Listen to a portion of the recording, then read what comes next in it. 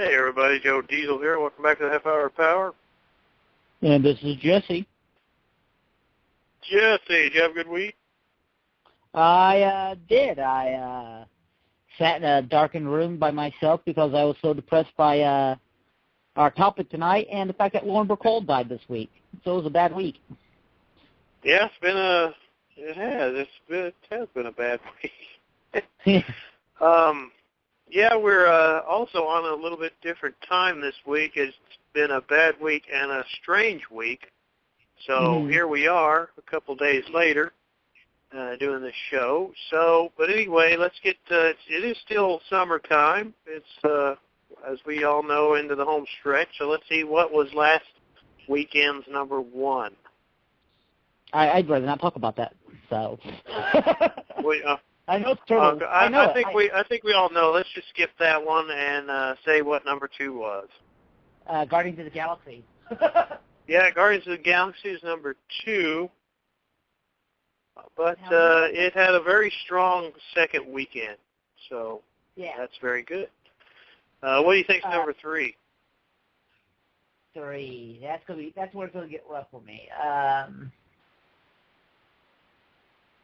I have no clue. I can't think about any other movies before Guardians of the Galaxy, to be honest.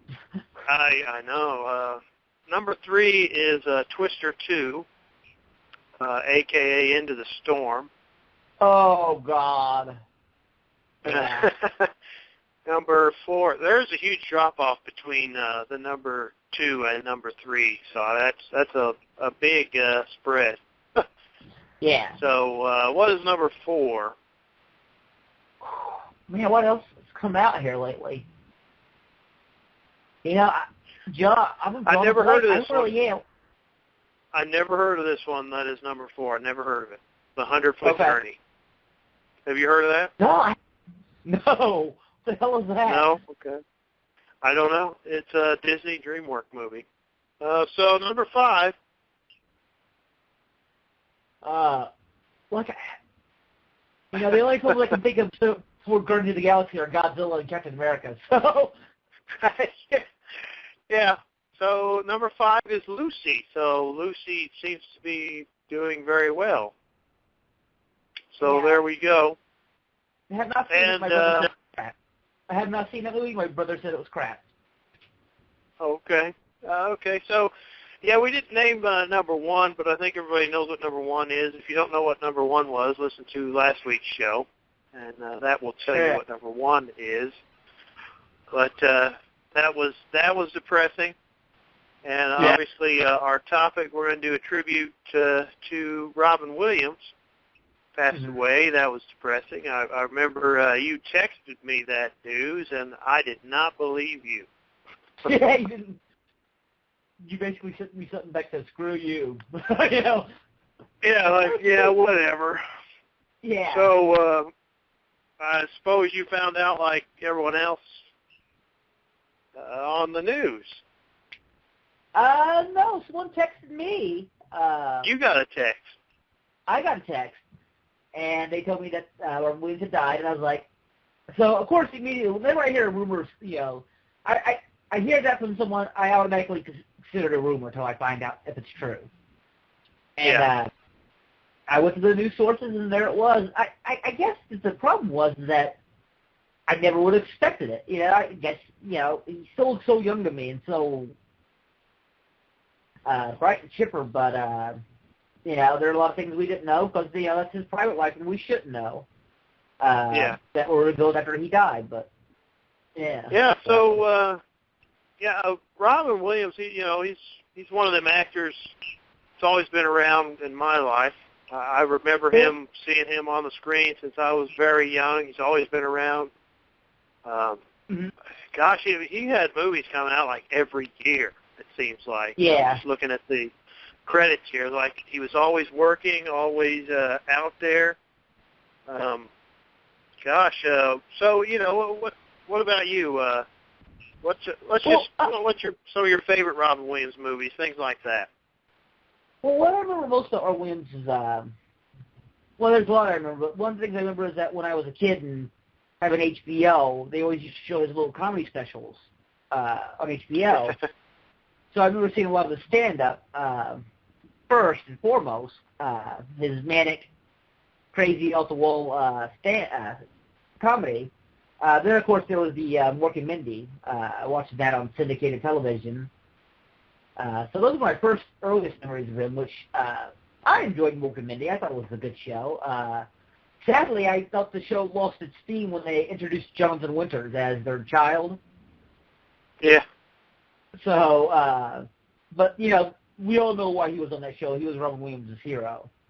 So yeah. it was good for Robin to do that. First movie I remember, though, is, his first movie, Popeye. I enjoyed it. I thought it was a good movie. The one thing I always remember, though, is that, you know, there wasn't anything like the cartoon, Popeye, that we watched when we were kids, you know what I'm saying? Yeah.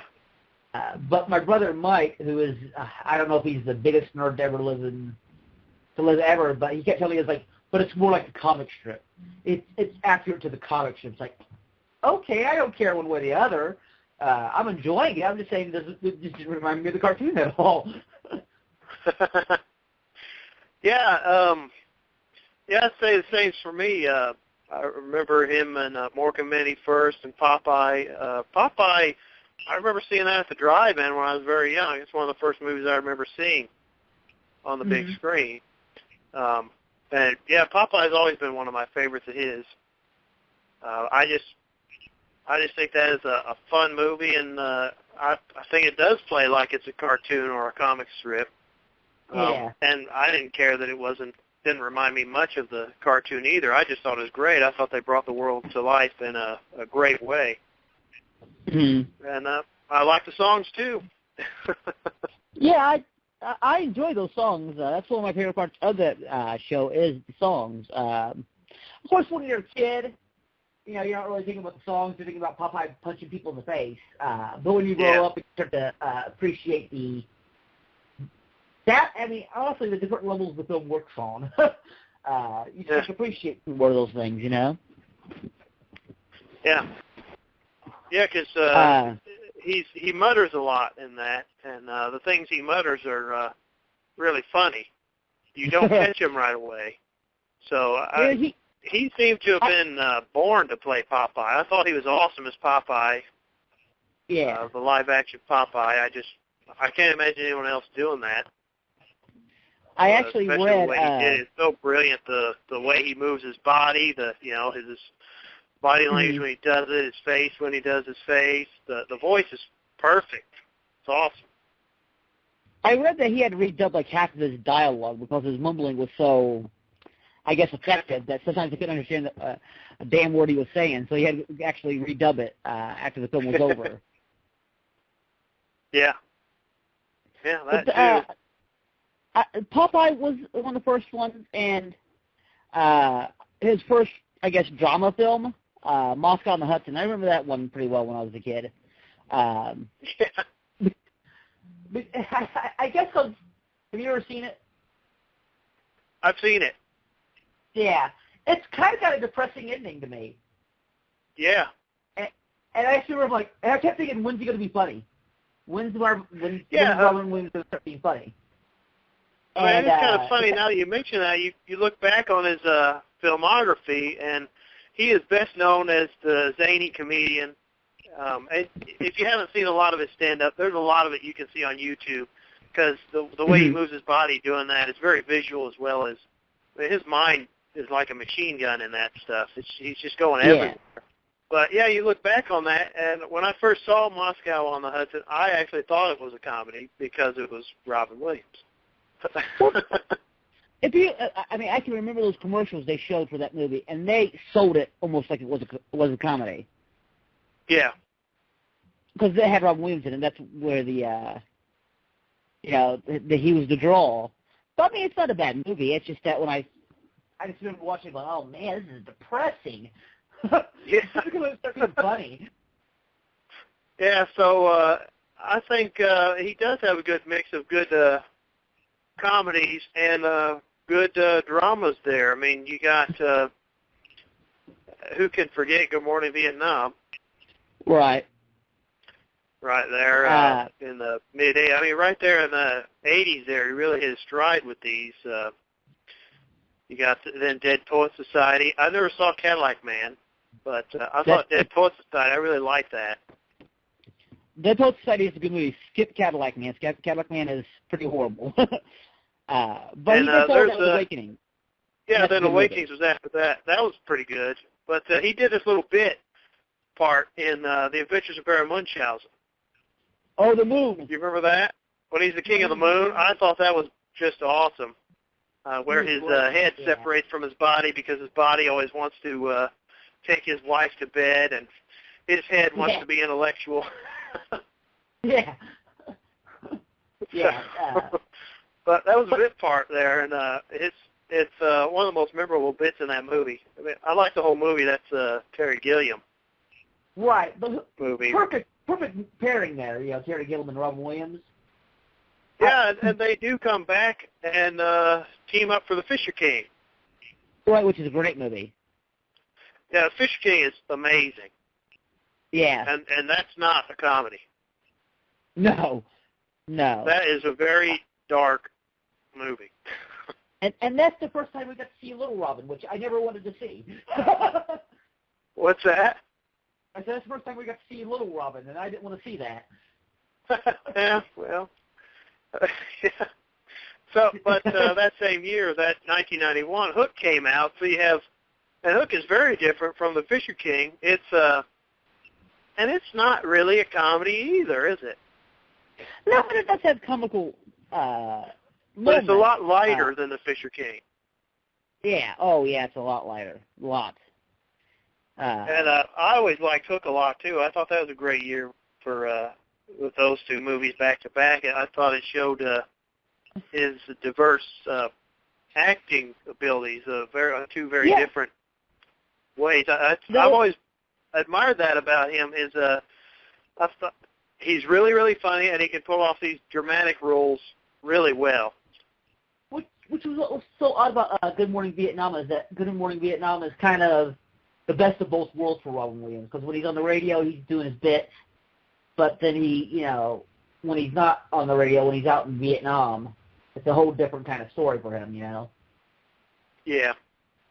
That's where the movie gets serious there. I would say that right after those films was one of his oddest films. It's a film that I enjoy. I think it's an okay movie. Not a lot of people like it, but it's Toys. Toys, yeah, I like Toys. Yeah, Toys is not a lot of people like Toys, because Toys, if you you have to have that kind of humor for it, because it's a really dark movie. Yeah, it is. But I love it's the nature of that film. It's really good. But 92 wasn't a bad year for me. Yeah, the set design of Toys, I love the way that movie looks. I love the costuming. It's just got this odd, I don't know, in some ways the set design reminds me of the German Expressionist movies of the 20s. Mm-hmm. Oh, yeah. But, and you got some of my favorite lines in that, LL Cool J, when he's talking about eating his food, it's just a simple little line. He goes, I hate it when food touches. I'm a military man. I need a military meal. Yeah. I need it all separated. Honestly, that's kind of like the way I like eating food, too, so I can't yell at him for that. Yeah, so I mean, there's those lines that say it all the time. But, yeah, right here, it takes off quite a bit. And who can forget Aladdin, which came out the same year as Toy. One of his best loved roles there. Aladdin. I'm going to say this. That's awesome. What's that? A little controversy. Aladdin's by far my least favorite Robin Williams film, of the ones I like. Yeah. Of the ones I like, I think Aladdin's my least favorite. I think it's because he's not in it enough, I guess, in a way, or... Yeah, you're probably right. We're going to take a little break here, and we'll get back to it.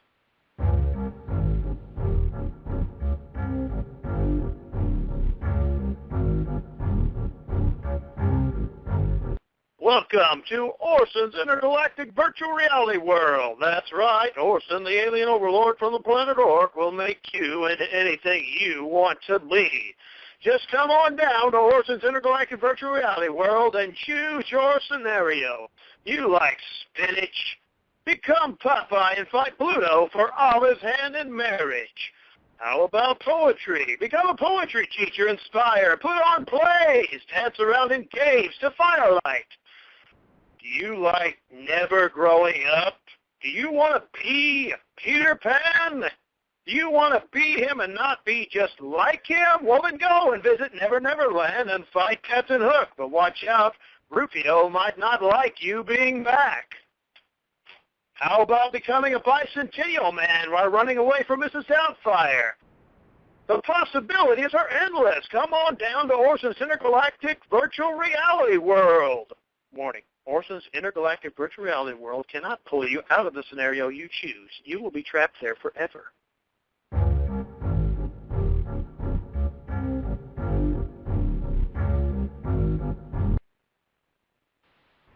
All right, we're back here. We're just talking a little bit about some of those lines from toys. I always go back to Popeye for some of these lines that are some of my favorite lines in movies, like when he's trying to buy carrots from Mr. Eagle, and he don't want to sell him carrots, and he just because he just don't want to sell him carrots, goes, "That'll cost you $1.50." He goes, "Well, how come spinach is or cauliflower?" Another vegetable is like a nickel. He goes, "You buy what I don't feel like selling, it costs you $2.50. There's many more lines in Popeye like that, but so that brings to the next movie, Mrs. Doubtfire. What do you think about Mrs. Doubtfire? I mean, that may be his best, besides Aladdin. Those two most popular. I don't know if I'm saying this right. Do you say those are two most popular roles of his, or? I would say that Mrs. Doubtfire is probably the one that made him the most money. I think it's his biggest profit movie to date. But I'm going to say this. As I said before, Aladdin's my least favorite of the movies I like. I don't like Miss Doubtfire. I hate to say that. I don't like that movie. Yeah. I don't.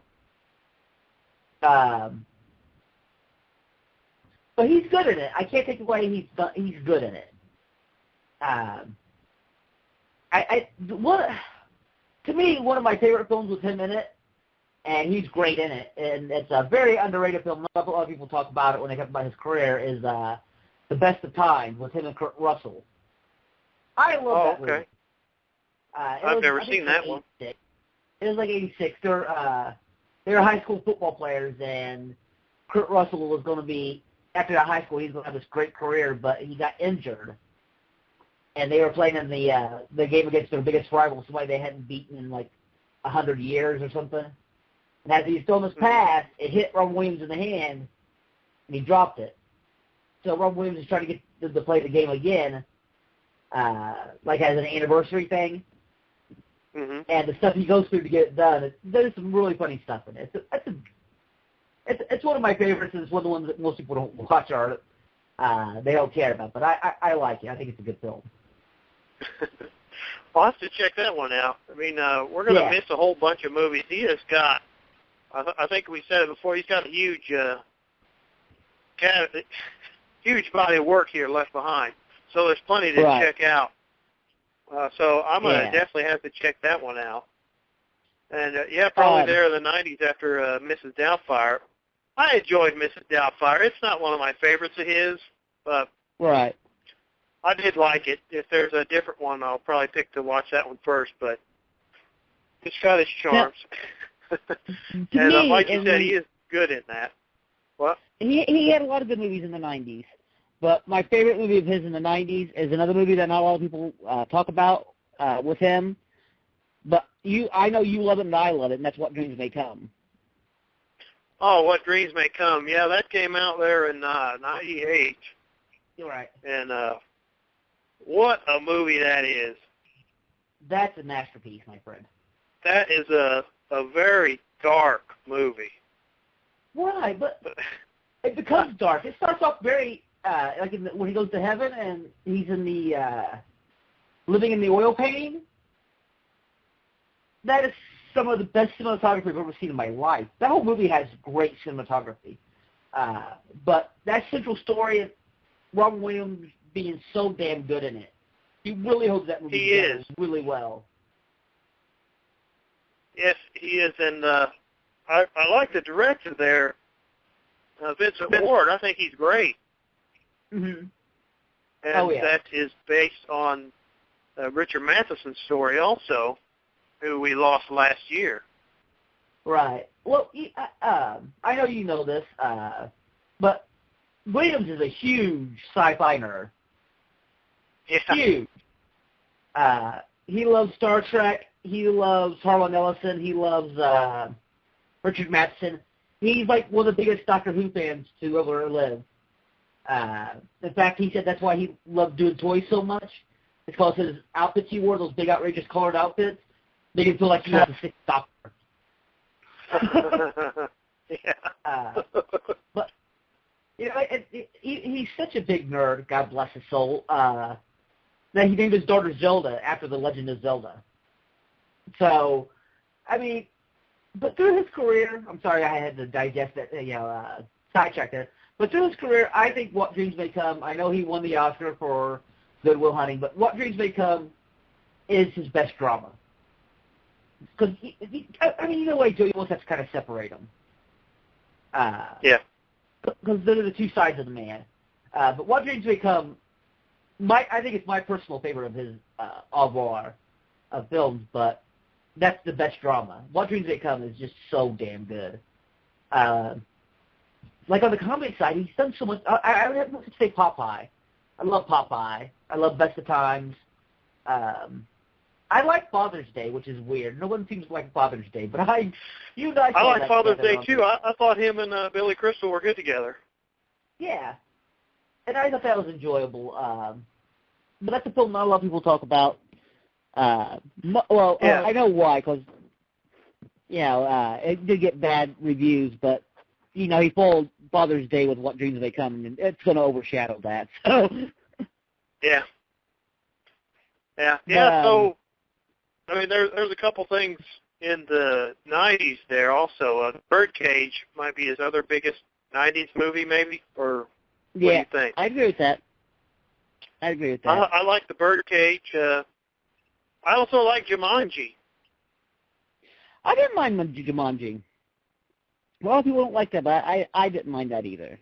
There's one there, I think you know which one I might mention here, that I wanted to like, but I don't think it came together as well as it could have, and that's Jack. Yeah. Jack didn't know what it wanted to be, I think. Yeah. Because, again, that's a movie that was sold as, like, this comedy. When you go to watch it, it's like, I'm not laughing, I'm really depressed. So that's pretty dark. I think the problem with that movie isn't Robin Williams. Coppola. What's that? It's Coppola. That's the problem with that movie is Coppola. Yeah. Coppola didn't know what to do with that movie. Because didn't Coppola say he made Jack because he wanted to make a kids movie? Yeah, he said he wanted to make a kids movie, and let's not lie, he wanted some money. He was in some trouble with his finances at that point in his life. But the shame is that there's still a great Robin Williams performance in that movie. That kind of gets overshadowed. He's really good in it. Yeah. Absolutely. Yeah. So I mean, there's quite a few actors. I think there's Denzel's one of them, or Robin Williams is another. Even if the movie's really bad, they're usually really good in it. Right, I agree with that totally. But like in the 2000s, that's when he went, I guess, more towards the dark side. Started playing some darker roles. Yeah, straight up. Yeah. Because he had 1 Hour Photo, and he followed that with Insomnia, where he played a serial killer. So, I mean, he had some really, really, really dark. Death to Smoochie. I like Death to Smoochie.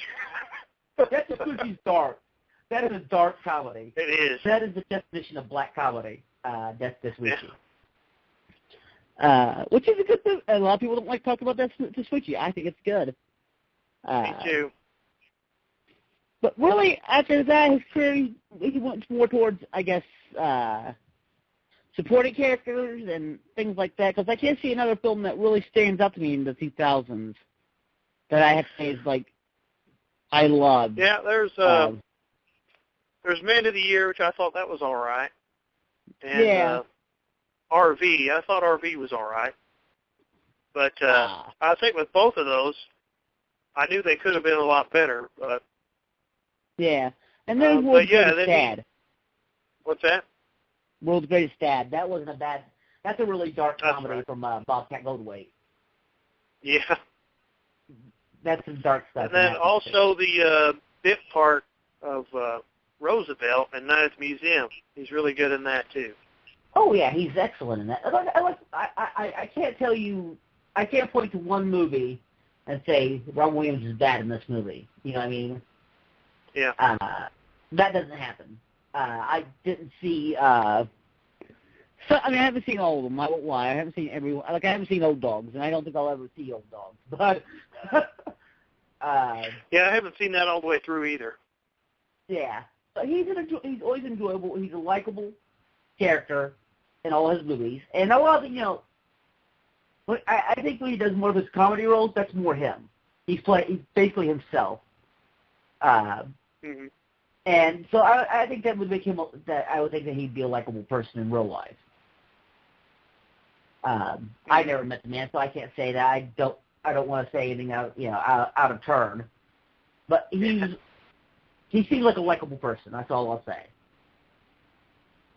Yeah, so it seems like, based on what I read, accounts of him, it seems like he would be a good person to me, good person. Obviously, he's been battling his inner demons for quite some time now. Right. We're coming up to the end here, and I just want to say, as you're going through all this, I know I read about this when Christopher Reeve passed, but again, that story comes to light where he goes to the hospital to visit Christopher Reeve, and he dressed up as a doctor and did a Russian accent and said he needed to examine him in intimate areas. And Christopher Reeve writes that that's the first time he laughed after his accident had happened, because he was just really, really, really down, and Robin came there and made him laugh. Of course, they were friends and roommates in Juilliard, if I'm not mistaken, on there. So you read great things like that about him, and yeah, I'd never met him either. Mm-hmm. So what's your final thoughts here? Well, I think I'll share another story about him in Juilliard. He was taught by John Houseman, who won an Oscar for the Paper Chase. And he was him and Christopher Reeve's teacher, and John Houseman sat Robin Williams one day and he said, "You're wasting your talent here. You need to go out and do stand-up, and you need to go out there and show people what you do. You're wasted here." And Robin Williams quit Juilliard and went out and started doing stand-up. So I think that shows how fierce and how great of a performer he was, that a man as respected as John Houseman said that to him. Yeah. That's a good one. I hadn't read that one. Yeah. We are coming up towards the end, and we've lost another great one. So, Robin Williams, rest in peace.